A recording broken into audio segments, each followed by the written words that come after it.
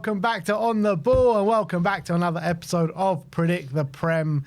And after this weekend, it is that dreaded international break. The last one for a while, though. So after this, it is just straight out Premier League action, week in, week out, I think, until March. So delighted with that. You're saying enjoy this weekend while you can. Yeah, It's basically. a long break after this. Depends who you support, I guess. But yeah, obviously everyone knows by now. I'm in the lead, 92 points to 78. And the way the scoring works, it's 5 points for a completely correct scoreline, 1 point for a correct result.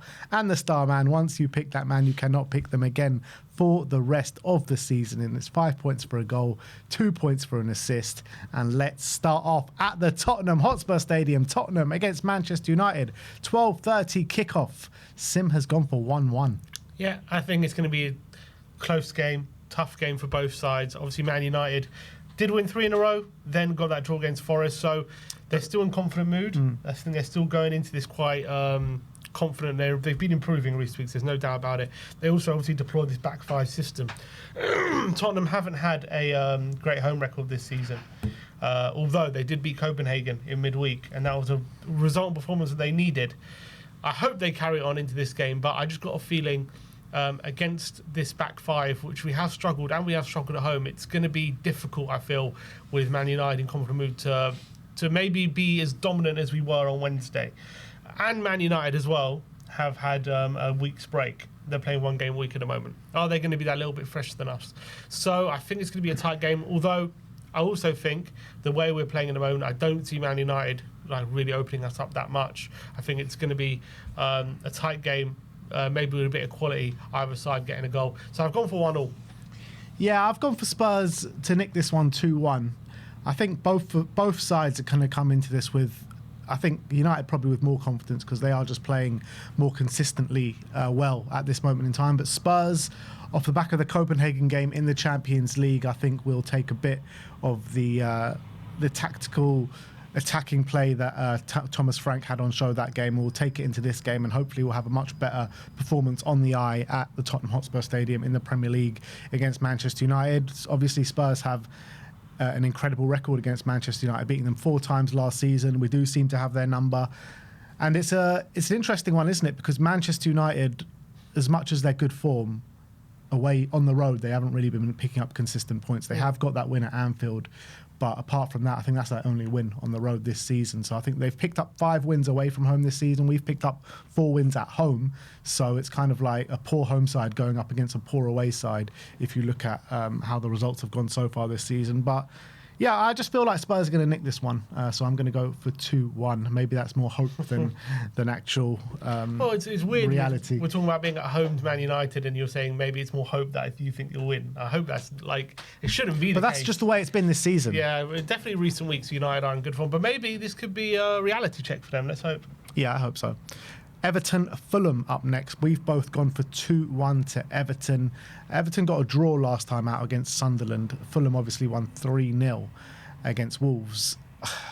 Fulham have been pretty disappointing, particularly on the road. Everton at home are always a really tough team to beat. And I think Everton, they would have expected better results of late. And so would Fulham, to be honest, but Fulham are on the back of a win. So I think going to Everton is always going to be a hard place to go. And I think Everton are just going to about get over the line, but I think it's going to be a really tight affair. Yeah, and I think even in the game they lost 3-0 to Tottenham at home. I actually thought that 3-0 scoreline probably was a bit undeserving. It was a bit harsh on them. Like, it didn't have to be 3-0, and I think they've been quite good at home. It was 2 set pieces, and the first time they've conceded set pieces this season. Yeah, so I think they'll respond to that. I think we know the attacking talent they have. Away from home, I don't know how Moyes sets them up, but they're very pragmatic and they're really hard to watch. But at home, it's a bit different. They go at teams a bit more. They play with a bit more confidence. And Fulham's away form has been terrible. And I just feel like, actually, when you look at the talent, Everton have the better talent, in my opinion. So I'm going with Everton for a 2-1 win. West Ham against Burnley. Once again, we've gone for the exact same scoreline. We're going for back-to-back wins for West Ham, which doesn't make good reading for Burnley. Nope, and West Ham had the chance to go level on points with Burnley in the battle at the bottom at the moment. Obviously, beating Newcastle was such a big win at such a crucial time for Nuno because things were already threatening to derail even so early on in his tenure, which is crazy to think about, but that was the nature of the performances and the results he was getting. So facing a good Newcastle side to get that win was massive. Burnley, away from home, haven't been so great, haven't been great at all this season. But I think, to be fair to Burnley, as much as they've been losing games, I think they've been fairly competitive in a lot of them. Like, they haven't been absolutely swept away. So I do think it's not going to be easy for West Ham, but I do think Burnley will go into this game with the mentality that a point's probably a good result. And I think that's going to harm them. And I think West Ham, with the quality they have, they'll find a way to break through. And I think it's going to be Burnley's undoing. So I'm going for 2-0. Yeah, the thing is with Burnley, right, as much as they haven't been great this season, they've been able to get big wins when they've got their wins in and around them. You know, they beat Wolves 3-2. They beat Leeds a couple of weeks ago. Earlier on in the season, they actually beat Sunderland as well, who are doing really well this season. So I think they've managed to get big wins against teams in and around them. And obviously West Ham are in and around them. But I just feel that was a bit of a turning point for West Ham on the weekend. A really big win against Newcastle. There should be look. There's still going to be a lot of disgruntlement against the board from the West Ham faithful, but I think they'll have their tails up a little bit after those 3 points, and maybe they can breathe a bit of a sigh of relief after getting that win. And I feel like both these teams are going to kind of set up to frustrate each other. But I just feel like West Ham have got more quality to break the opposition down with the likes of Bowen, with the likes of Paqueta. I imagine the goals will come through them. So, yeah, they've got much more star quality in their team. So I've gone for West Ham 2, Burnley 0. Next up, Stadium of Light, Sunderland against Arsenal. We've both gone for Arsenal win. Sim's gone for 2-0. I've gone for 1-0. I envisage a bit of a more difficult game for Arsenal this weekend. Obviously, the last time out, they went to Burnley and they won 2-0. Was that home? No, it was away at Burnley. Turf Moor. They won 2-0. Broke the deadlock, as they always do with a set piece, and then sealed it off before half-time. I see Sunderland being a much more difficult proposition for Arsenal in this game, and I feel like Arsenal are going to really have to work for their 3 points this weekend. I've been really impressed with them. Sunderland got Granit Xhaka in the heart of midfield, who's going to really want to get one over his old team. And look, I think Arsenal will get there in the end, but I think it's going to be a long slog for them. Yeah, and I think the most impressive thing about Sunderland is how they've come up and been so defensively solid as they have been. 8 goals conceded so far in 10 games this season. No one expected that. That's kind of unheard of for a promoted team. Usually, when promoted teams do well, there's like this excitement about themselves being in the Premier League, and usually it's due to them scoring lots of goals, and they usually take teams by surprise. Think back to that whole team and some other good teams that have come up from the Premier League and really taken the lead by storm early on. Very rarely does a team come up from the Championship and defend as well as they have. So credit to them. I do think it's going to be their undoing this weekend against Arsenal. Arsenal at the moment don't seem to be conceding a goal, and as much as Sunderland have been defending well, they've only scored 12 goals, so it's not like they're big goal scorers. So I don't see Arsenal conceding. I think this would make it 9 clean sheets in a row if they do keep another clean sheet, and I do think they will. And at the moment, they're getting at least one set piece a game, and they still have decent quality in the front line to score against the Sunderland team. And as much as I think Sunderland have been very good, I think this Arsenal team are going to be a bit too much for them. So I've gone for 2-0 to Arsenal, unfortunately.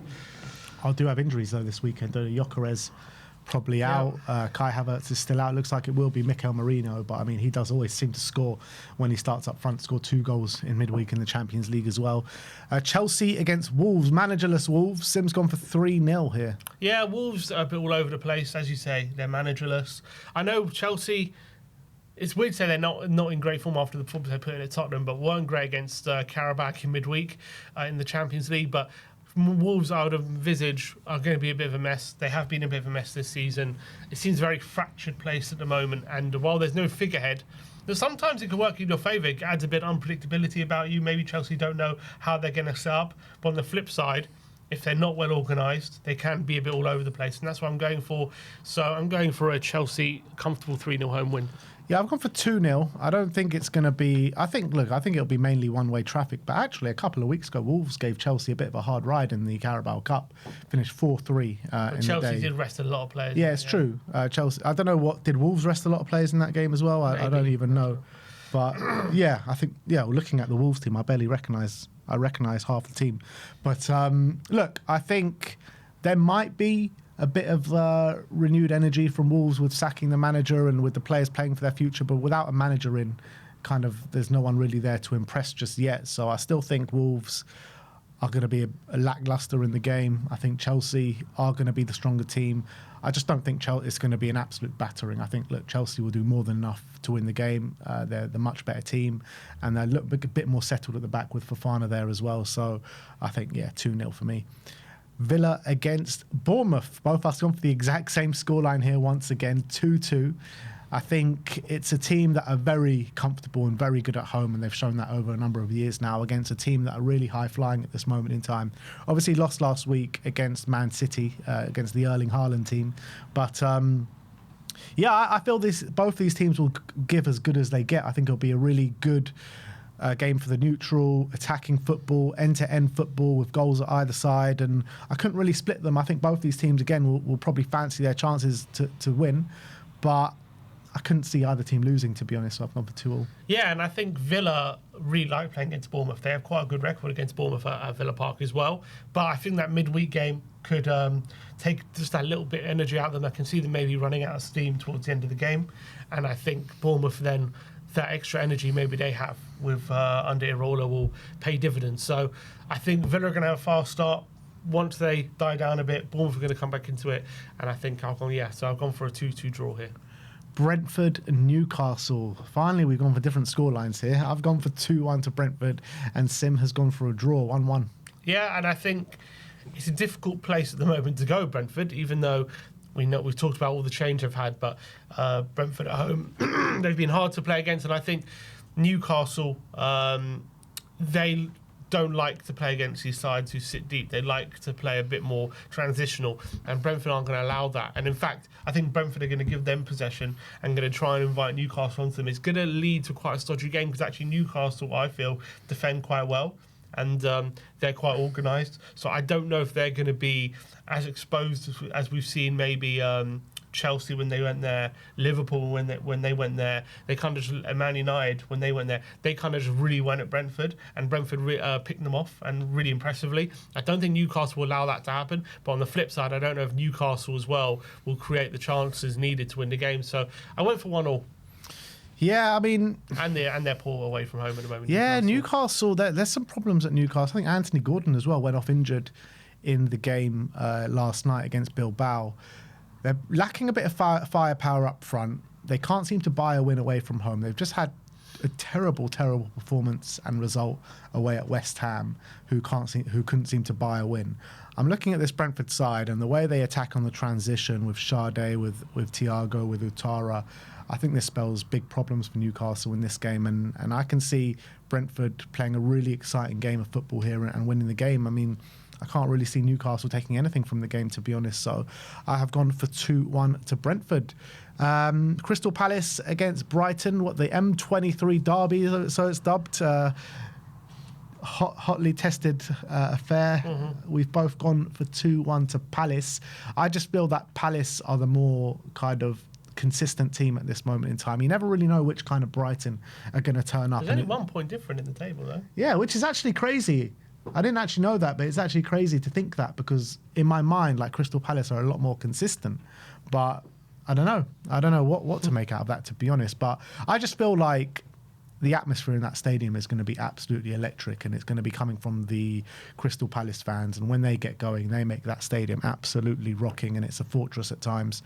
I can see it being a tight game, but I think Palace, with the home advantage, are just going to get over the line. Yeah, and I feel like Brighton are going to play into their hands. I think in terms of the way both teams are set up, Palace with their back three system, counter-attacking low block, Brighton with their 4-2-3-1, possession-based, attacking the opposition.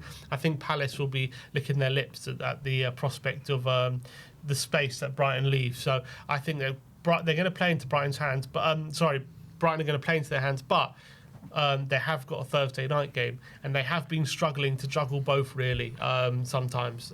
So depends how strong their team is tonight. Time recording is Thursday, so we don't really know what's going on tonight with their game. But I feel like their squad is so thin. So that I had it 2-0, and then I realised I'm playing tonight. So I actually went 2-1 because I feel like maybe that could make a little bit of a difference with the clean sheet. But I'm still going for a Palace win because I just think the style of play is going to work perfectly. Well, a couple of stats on this game. Both teams have scored in this fixture at Selhurst Park every single time since 2013. So probably a good one there. And out of the last 6 games at Selhurst Park between these two teams, it's finished 1-1 every single time, apart from last time out, finished 2-1 to Palace. So Brighton can't seem to buy a win at Selhurst Park, really. But look, let's move on to Forest against Leeds. We've both gone for the same scoreline again. It's a bit nuts, to be honest. Same scoreline again in 2-0 to Nottingham Forest. And yeah, I mean, Nottingham Forest turning a bit of a corner. I think Leeds are turning back round the corner, to be honest, a little bit. Can't seem to get consistent results. And I think Sean Dyche is going to have them set up in the right way to beat this Leeds side. And I think they'll get over the line. They'll win the game. Yeah, I think Leeds' away form's really poor. They're not being good defensively. I think they've only won one game, and that was against Wolves. And I remember watching some of that game, and hell, even lucky in that game, I thought, to win the game. So they've had quite poor away form the whole season. Forest obviously desperate to get up and running again in the Premier League. Haven't won since the opening day of the season in the Premier League. So massive game for Dyche, massive game for Forest. They know what's riding on it. Again, they also have a midweek game, but I don't think... I actually think Forest, in a weird way, they've got quite a deep squad. They can change quite a few things. So I think... it shouldn't be a problem having a midweek game for them in on this occasion, and I think it should be a comfortable 2-0 win for Forest. But and if they don't, you got to fear for them, because you don't see where the next win's coming from. So they need to get this win today on the weekend. Rumours as well that Chris Wood is making his return this weekend from injury. It's his old club. He used to play for Leeds. He used to play for Leeds as well, but I think Sean Dyche's going to love Chris Wood. Yeah. So, well, he had him at Burnley, didn't he? Yeah. So, yeah, let's move on to the last game. Big game. Manchester City against Liverpool. Kind of like the battle off to who could kind of get closest to Arsenal. And Sim's gone for 1-1. Yeah, You've basically gone for Arsenal to win the league this weekend. Essentially. I've gone for Arsenal to pull away from both of them, unfortunately. But that's what I do think that's how it's going to end. I think Liverpool in the last couple games have changed their approach slightly, made a few adjustments. Obviously, they beat Real Madrid and they beat Aston Villa, and they've been a bit more just organised, solid. Gravenberg's made a big difference. So I don't see them being maybe as open as we've seen, although they're still obviously got that attacking intent, which they're under slot. I think they're always going to have. But I think we saw against Real Madrid, they surrendered possession, which we haven't seen them do this season. Gave Madrid 60-odd% possession, and kept a clean sheet, and in fact very good on the counter. Man City as well, we saw them when they went to Arsenal. They played a bit more defensive. I'm not saying they're now a defensive team, but they've also found a back line. I like the new found back line. I think it's O'Reilly, Gvardiol, Diaz, and who's the right back? Nunes, or who's the other right back? I can't remember, but there's another right back there as well. I think it's a good shape up for them. And they had a really good result against Dortmund. Foden looking dynamite, and he needs to be on that kind of form if City have got any hope of kind of getting closer to Liverpool. But in this game, with Liverpool's maybe newfound resilience, I just got it. It's going to be I reckon it's going to be a very interesting tactical battle, very good game of football. But I think both teams are going to end on as even 1-1. Yeah, I think both of these teams are actually coming into it in good form, because I think Liverpool, as much as a lot has been talked about their bad form, the last couple of games they have turned it around a little bit, and they were the much better side against Real Madrid, and it finished 1-0. It could have been a lot more. Man City, after losing to Aston Villa, their back-to-back wins in the Premier League and Champions League, 3-1 against high-flying Bournemouth, and they kind of made light work of that, and 4-1 against Borussia Dortmund, who are also high-flying themselves. So they've beaten two really good sides, and quite convincingly. So I'm looking at Man City, I'm looking at their home form, and that Tottenham game aside, they've been pretty incredible at home, beating everyone quite significantly that have come to the Etihad. Liverpool, on the other hand, yeah, I know they have turned it around a little bit of late, but I still think the away form is not looking good for Liverpool, and I think they're going to come unstuck when they come to the Etihad this weekend. So like I've said on a number of occasions, I think if anyone's going to go challenge Arsenal, I think it will be Man City. I think they are looking probably the second strongest team in the league right now. So I'm going to go for them to get the win. So I'm going to go for 2-1. And we move on to star men. Sim's gone for João Pedro. Yeah, at home to Wolves, who are a bit of a mess. Didn't start in midweek. Actually, I didn't think about that. He better not be injured, but he didn't start on Wednesday. So let's hope that means he's starting. Maybe he was suspended because did he get sent off? I can't remember. Yeah, so he should be starting on the weekend and fit and fresh. Played quite well against Tottenham. Should have had a hat-trick. So I'm going for him to have a good game this weekend. I've gone for Jared Bowen. I think West Ham potentially have turned a corner with that win against Newcastle. They've got a game which they really should be winning this weekend, and I think if they are going to put goals in the back of the net, I think Jared Bowen is definitely going to be central to that. So I have gone for Jared. But that is it. That is Predict the Prem this weekend. Let us know your score predictions in the comment section below, and we'll see you after the weekend, people.